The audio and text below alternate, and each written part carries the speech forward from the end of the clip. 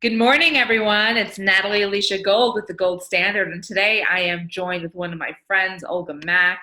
Olga is the CEO of Parley Pro, a next-generation contract management company that has pioneered online negotiation technology. Olga embraces legal innovation and had dedicated her career to improving and shaping the future of law. She's convinced that the legal profession will emerge stronger, more resilient, and more inclusive than ever before by embracing technology. Like I like to say, stronger, better, faster. She shares her views in her columns on Above the Law, Bloomberg, Association of Corporate Counsel, Newsweek, and the list goes on. She's an award-winning general counsel, operations professional, startup advisor, public speaker, adjunct professor, and entrepreneur.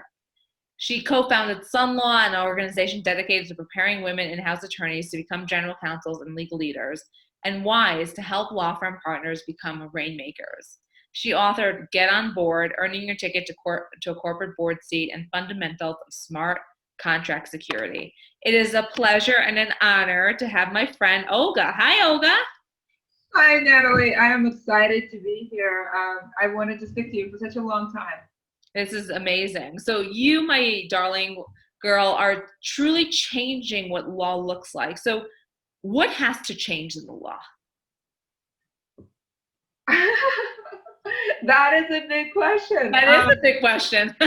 What doesn't have to change in the law? Maybe an easier question. That would be an easier question. Yeah, the law, the way we practice, the way we consume, the way we deliver law, our relationship with law is, well, dysfunctional. I sometimes joke that I am a therapist for a legal profession. I am on the mission to change our relationship with law. We have this idea that law is there for us to serve.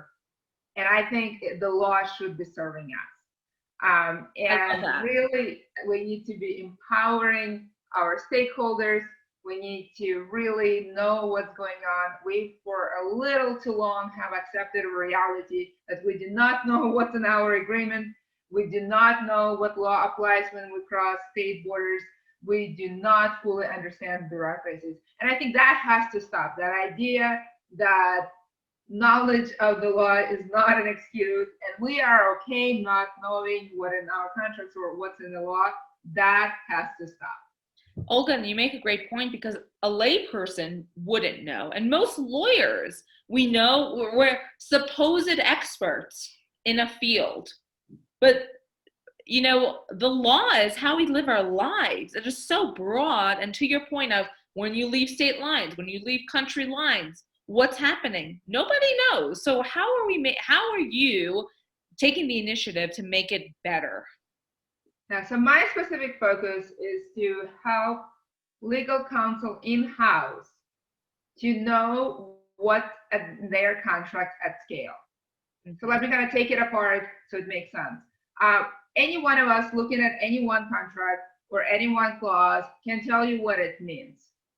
But if you ask your in-house counsel, or if you ask your friend who is a general counsel or associate counsel, or whatever the title is, to make various predictions about value and risk across all contracts at scale, they'll give you a puzzle look. Because at this point, we talk about contract as if it's one thing, one contract or one clause, and we can interpret and give you how to write it better or how to negotiate it differently, very tactical things. But we did not manage contracts as the assets they are. We do not actively manage their value. We somewhat manage individual risks, but we're not managing risks at scale. And that is a problem. And so what Parley Pro does, we are a contract lifecycle management platform that helps you create, negotiate, and manage contracts with data, collaboratively and transparently, so you can start treating your contract as an asset it is, that you can understand one individually, two at scale, and empower your business to build the value and optimize risks in the way that makes sense in the context of your business. So Olga, when we're looking at an example of that, for instance, let's say I had an NDA or a typical employment agreement with one of my employees, And are you saying like at scale? To me, that means you guys are quantifying the risk that that particular provision or that particular contract could be brought into court. Because really, the best contract is the one that sits in the filing cabinet and it's never looked at. But the reason I'm sure that Parley Pro is doing what it's doing is because so many of these things do go into litigation. Actually, the most exciting part about contracts is the value, not the risk. Because if having been in house, you know that folks do not know what's in their contracts. Simple things like from expiring to various clauses, like during COVID, it would have been interesting to know and quickly find out what your force majeure clause is saying at scale. But the only way we know is by looking kind of one by one. But truly, contract is not just a collection of legal information. Contract is also a collection of business information. There's a lot of information in a contract that much of your business likely absolutely clueless about and does not use. And that's a problem. I'll give you a simple example. Yeah. I recently received an invoice from my law firm, and they forgot to apply the 10% discount that I have negotiated with them. It's not that they wanted to get more money out of me. It's just they do not have a system of implementing this non-standard thing at scale. It's an exception to the rule, and there is no process at a law firm to apply this to me. I reviewed my bill. I noticed that we had to go for about a month or two to get a correct invoice based on the information in the contract. And the reason they're issuing incorrect invoices is because they do not know what's in their contract. They know it when I point it out, and it takes them a month to verify and come back to me. And that is a very simple but very good example of, they're not trying to intentionally make Olga feel bad or charge more money. They just are clueless. They have no idea, truly have no idea what's in their contract. A more positive example, we have clients who use contract. They extract information out of contract. They manage it through creation, negotiation, management of the contract, and they get information that allows them to see, and I'm putting in the words of my clients, 6 to 12 months ahead, and use that information to plan where to build their businesses, where to go, which contract they should start negotiating, which bids they should be procuring, and how to manage it. So it really allows them not just manage risk, which I think we're lawyers trained to do, but manage value. Contracts have value. They have a lot of important information. If that information is operationalized in your business, you'll be ahead of the curve. So what kind of industries are the ones who would most benefit by implementing such a software? Yeah, that's a really good question. So what what I find is that counsel and businesses that use technology have highly correlated with how enlightened the general counsel is. And there is a correlation between enlightenment of general counsel and industries. So for example, the more technology-driven industries like tech, pharma, supply chain, those industries that are on the forefront of innovation, they tend to hire general counsel or lawyers who are a little bit more forward.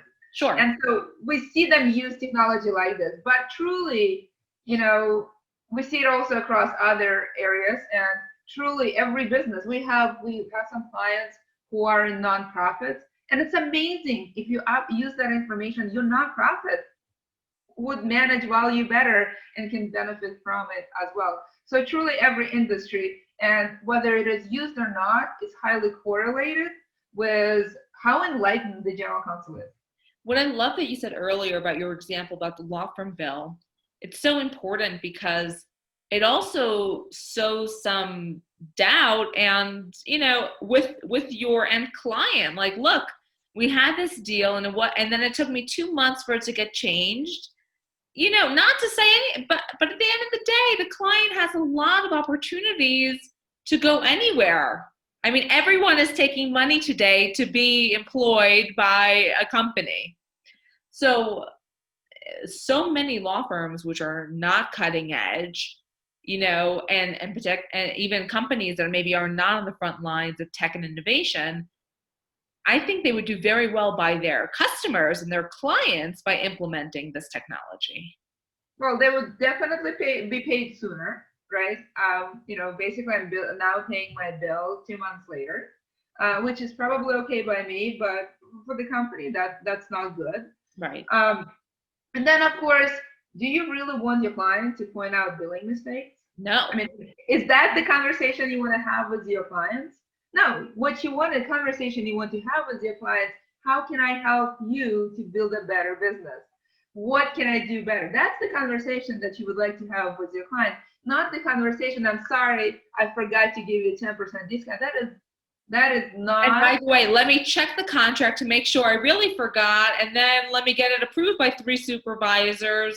You lose the respect. You lose the respect. You're no longer adding value. I mean, I'm paying my bill later, so which is just fine. But really, this interaction is not the value add interaction to the client.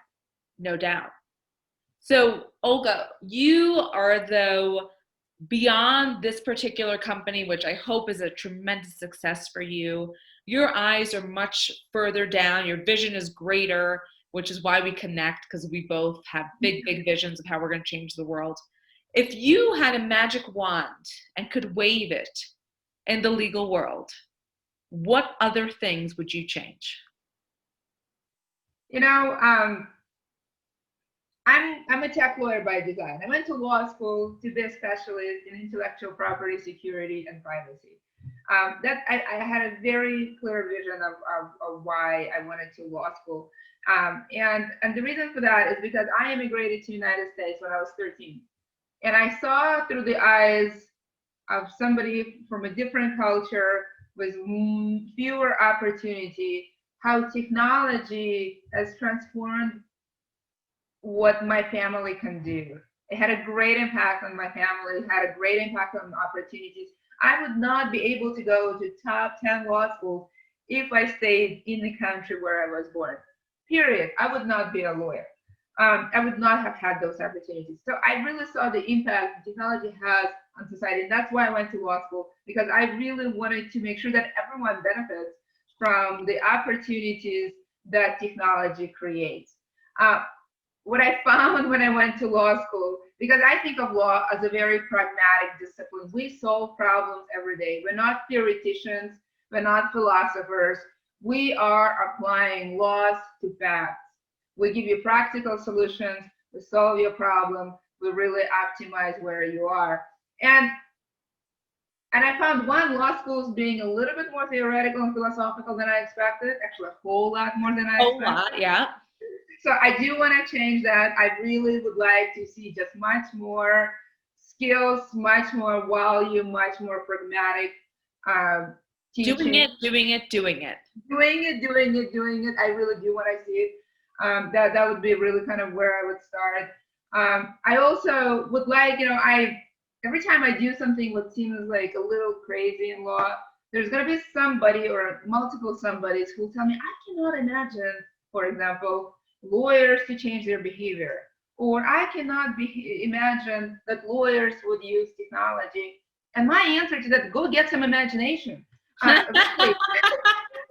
Start imagining. I think as a collective profession, we need to get some imagination and really reimagine what's possible. And really, that would probably actually be number one.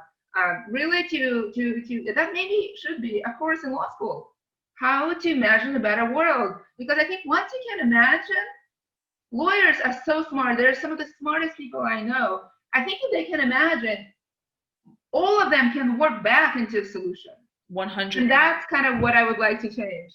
Olga, let me ask you this, because today we're in a world where Arizona just came out and said that they're changing the law, that now lawyers and non-lawyers are going to be able to split fees. They're taking away that ethical restraint. Utah has recently written something similar. we are both in legal technology. So my biggest thing is always how to abide by our sometimes limited ethical constraints and not be running afoul, but also do something with my imagination. So, what is your take on this change in the law? Um, you know, law has very rigid swim lanes. It's not just hard to go from law to business. It's actually really hard to go from one area of law to another. I mean, heck, it's actually hard to go from law firm in-house practicing the same thing. Yeah. This rigidity of swim lanes where you have to kind of just go up or out is a problem. And I talk quite a lot about it. And I think what I've tried to do in my career, I've done a lot of pivots. In fact, I never had the same job twice. And that's actually the number one question people ask me, how do I do it? I really like swimming across. There is something about the rigid swim lanes that is just repulsive to me. Me too. I like to swim across. I made transition from law firm to in-house at a Fortune 500 company. I made transition to one in a startup, from a narrow specialist in litigation IP to a generalist in general counsel and law to a strategist to a CEO. So I've never had the same job twice. I've made multiple pivots. And at this point, I am very comfortable doing the jobs I've never done before. And I really, I think it's very clear where the law is going. The law is really trying to make those rigid swim lanes a little bit less rigid. And that should allow us to use our imagination to swim across, to have a freedom and have fluidity. Everything you need to succeed is up here.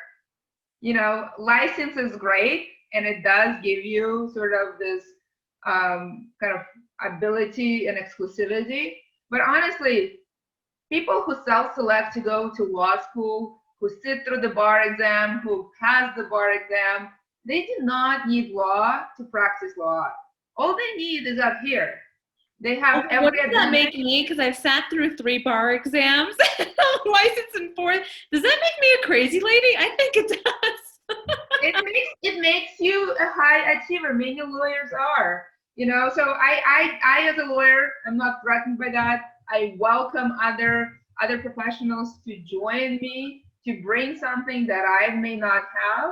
I'm not worried about my ability to give good legal advice, because honestly, there are very few people who, like me, who have Olga's experience, expertise, and point of view.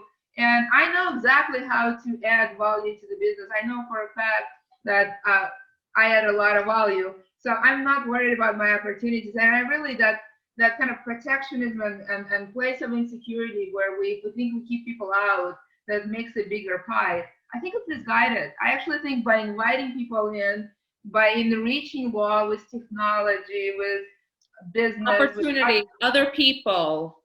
Yeah, we make the pie bigger for everyone, ourselves including. Olga, I am so with you. And we clearly are on a very similar spiritual path of the fact that abundance is unlimited in the world, that it's not if someone has something, I can't have it. It's how can we do it together? I think of myself as there's no competition out there, because I don't believe in competition. I look at people as collaboration opportunities, which you seem to also. And I think, Olga, that the big reason for your success, if I could boil it down, is, in my opinion, 2 things. And tell me if you think I'm wrong. Confidence and work ethic. Mostly work ethics. Honestly, mostly work ethics. I think one of the most surprising things with people who, first observe and then work with me is how often I'm up and how persistent I am. I actually don't think of competence as a virtue. I think it's something that you can completely develop. The reason I became a lawyer, at some point I articulated where I started. I thought when I was little, a lot of folks have asked me questions, what do I want to be when I grow up? I thought it was the dumbest question. because how do I know what I want to be if I've never tried it before? So my parents are engineers and a few doctors. So just to elicit reaction, I would go around and tell everyone that I would be an artist. And just to prove how dedicated I am, actually went to art school for about 7 years. Actually became pretty good at this thing called sculpting and drawing and painting. And then we immigrated to the United States, and people continued on the path of asking me, who does Olga want to be when she grows up? And I did not speak English. And just to elicit reaction, I would say I want to be a lawyer. And, this is a profession when mastery of English is paramount. Because that's all we do. We have perfected elementary school skills, right? Reading, writing, and arguing. And yet I could not do that. English was not a language I learned when I was born, and I immigrated and speak it. And so I did not start with a place of confidence. At 13, I did not speak English. And yet I've been able to go to law school and achieve opportunities that would not be available to me otherwise. And so I don't think it's because I have a confidence in English. I do have a work ethics and dedication to persevere and learn everything I need to learn to get there. And I really I'm so sorry, Olga. I didn't say confidence. I said confidence. Oh, well, I don't know. You tell me if I have that. Well, 100%. But I'm very happy you took us down the rabbit hole of confidence, because your story reminds me so much of one my own mother tells, where she was an immigrant at 12 years old to America and didn't know the language. And that really always stuck with her about, and sometimes even to this day, I'll say, Mom, no one cares about that. Your English is perfect. It's don't limit yourself. And I don't think you have that issue. I don't think you're ever limiting yourself, which I love, love, love, love, love. And I want more women to be like you, Olga, and to say, I can do it and I can swim cross lanes. So give us some tips and tricks of how to amp yourself up to know that you can do it. So I actually want to come back to that conversation about accents. Because any person who learns English, at some point has to think about, what do I do with this thing called accent? Because, people react to it. And if you immigrate to the United States or any country or learn a language between 11 and 13 or after, chances are you will retain your accent. That's just how our brains work. Sure. There's also an opportunity to hire coaches and change your accent or change your accent to something else, like an English accent. And so I actually had quite a few insecurities about my accent because even though I learned to read and write quickly, I actually didn't speak English until I graduated from college. I was like a really good listener. And so I did have quite a lot of insecurities about it. And at some point, somebody suggested, a coach for me, and I met with this person, and this person said, "Look, Olga, you can speak perfect English. I can help you speak with an English accent, which will give you a lot of credibility in the United States because people like to hear it. Do you want it?" And this is when I paused, and I actually kind of went through a self-exploration of what it means to be Olga without an accent, or what it means to be Olga and have an English accent. And I sort of decided that I'm a better Olga the way I am. And I sort of made a decision to show up as Olga. And that's actually kind of the answer to your question. Show up as yourself. You never regret showing up as yourself. Some may like it, some may not, but you will be happy in the process. So that's ultimately why I decided to do absolutely nothing about my accent. And I sort of default back to the conversation I had with my dad when he took me to high school when I didn't speak English. And he basically said, Olga, people who want to understand you will understand you even if they do not speak your language. So powerful. Accent, no accent, English or no English. If they don't like you, if they don't understand you, you can speak the most perfect English and still they will not hear you. And so I often default to, hey, show up as yourself. The world is a really big place. There will be people who hear you. There will be people who support you. And you don't even have to speak their language. And yes, there will be people who don't. And they may speak the same language that you do. I love that. And I think, what you're saying is so profound. It's be who you are. You know what's right for you.